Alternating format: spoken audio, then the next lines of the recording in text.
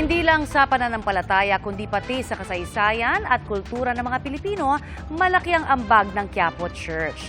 Kaya may mga nagsusulong na maging heritage zone ang ilang bahagi ng Quiapo. Saksi live si Nico Wahe. Nico?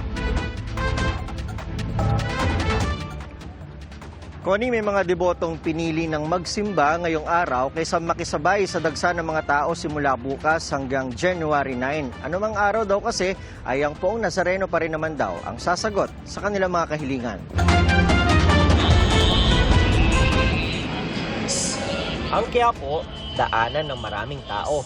At sa pabalik-balik dito mula noon, ang naiiwan, mga kwento, tradisyon na sa katagalan ay naging kultura.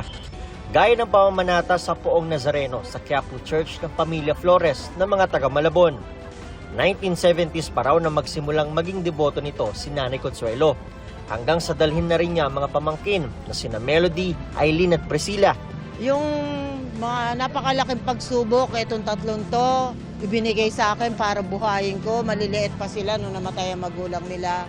Dahil sa paghingi ko sa mahal na Poong Nazareno, ginabayan niya ako hanggang sa ngayon. Mula noon, nakalakihan na raw nilang magkakapatid ang pagsisimba ng sabay-sabay at hindi raw mahalaga kung anong araw. Kaya bago pa ang pista sa January 9, minabuti nilang magsimba na hanggat wala pang maraming tao. Parata ng pamilya. Kasi talagang yan lang kakapitan mo eh. Wala naman, basta si mahal na po ng pinunta dito. Ang kwento ng Pamilya Flores, kasama ng milyon-milyong deboto na taon-taong namamanata sa Quiapo Church. Iba pang usapan ng komunidad o pwede nating tawagin mga lokal sa paligid ng Quiapo. Ang pinagsama-samang kwento at ambag ng Quiapo District sa kasaysayan ay sapat na dahilan daw para gawin itong National Heritage Cultural Zone na muling sinusulong sa Senado. 2022 nang isumiti ang panukala na layong protektahan, i-preserve, i-conserve at i-promote ang makulay na kasaysayan at kontribusyon ng buong Quiapo sa bansa. Sa katunayan, isang coalition na ang nabuo para makipagtulungan sa mga mambabatas para maaprubahan ito. Yan ang Quiapo ng Puso Co. Incorporated. Inasikaso na raw nila ang mga requirement na hinihingi ng Senado. Hindi naman po ata ito yung sinasabi nating buong Quiapo talaga ang magiging, there is just this specific stretch along Hidalgo ng Quiapo, yung sakop yung San Sebastian, sakop yung mga cultural heritage na mga bahay, dyan along Hidalgo, hanggang papuntang Quiapo Church, Plaza Miranda. Sakali maaprubahan gaya ng ibang heritage sites, magkakaroon ng pondo ang Quiapo mula sa gobyerno para sa conservation.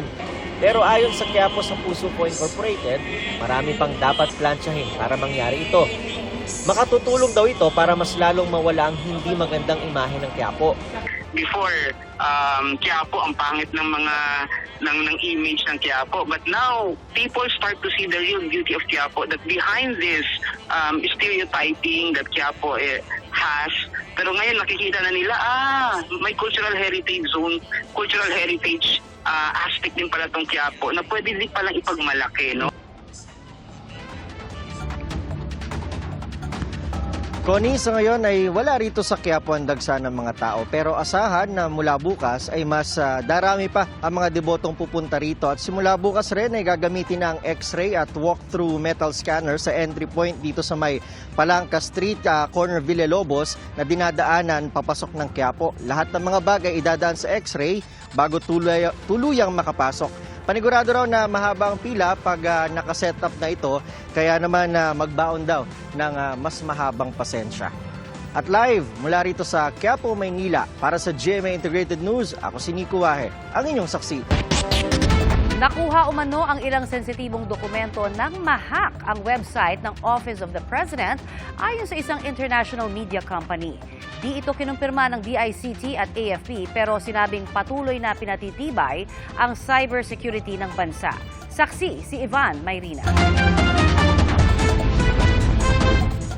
Biktima umano ng hacker sa website ng Office of the President mula 2023 hanggang sa kalagitnaan ng 2024. Ayon sa ulat ng international media company na Bloomberg, dito umano nakuha ang ilang mahalagang military documents, kabilang tungkol sa sigalo sa South China Sea, kung saan nakapaloob ang West Philippine Sea. Pero sabi ng Department of Information and Communication Technology o DICT, ang alam nilang huling hacking kung saan may nakuha impormasyon ay nangyari sa pagitan ng 2018 hanggang 2022.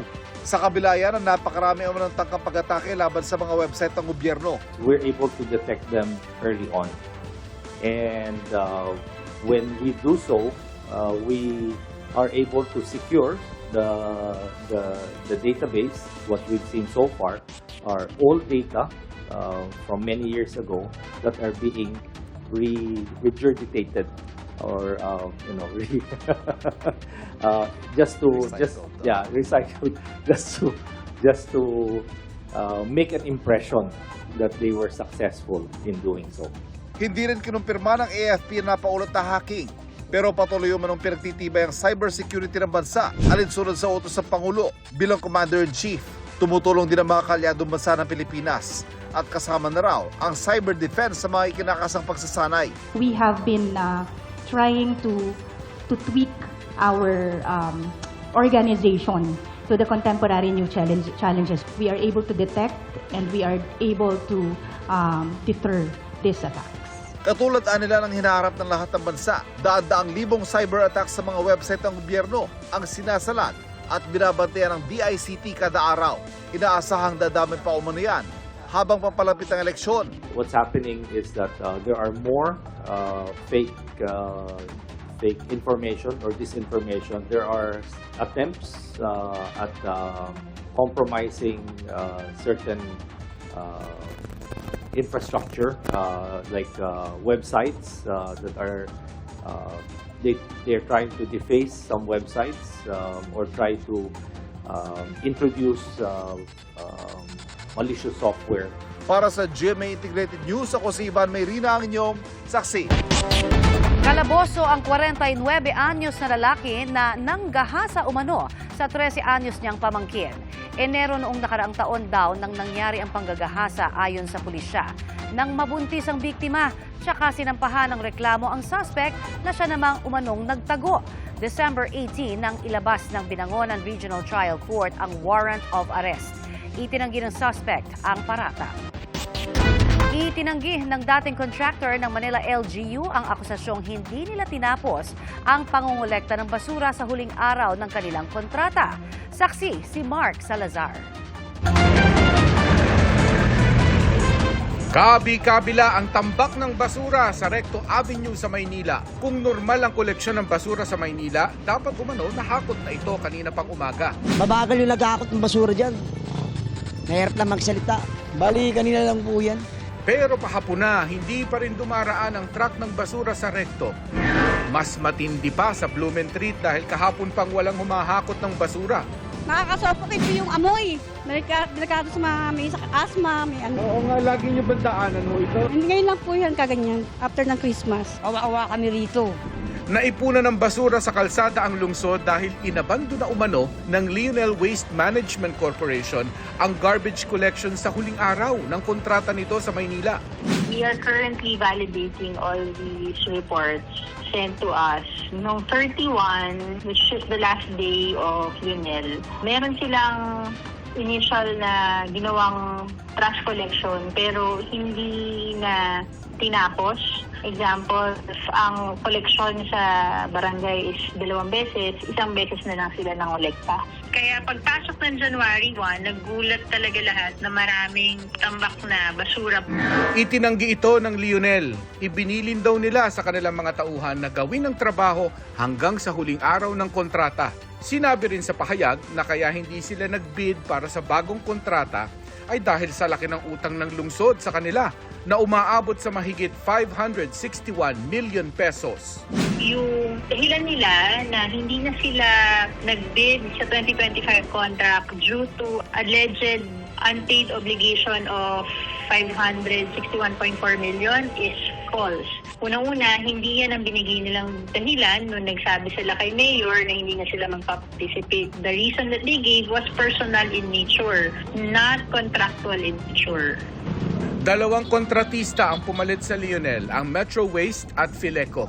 Natsyempohan namin ang Metro Waste sa Moriones na naghahabol sa backlog collection. For today, meron pang iilang mga areas but the Mayor has already made a pronouncement na dapat si Metro Waste at si Fileco matapos nila ang hauling of all backlog collection by Friday. Siniguro naman ng City Hall na may nakalatag na sistema ng garbage collection para sa traslasyon at hindi ito makakadagdag sa problema ngayon ng syudad sa basura. Para sa GMA Integrated News, Mark Salazar, ang inyong saksi. Mga kapuso, maging una sa saksi. Mag-subscribe sa GMA Integrated News sa YouTube para sa iba't ibang balita.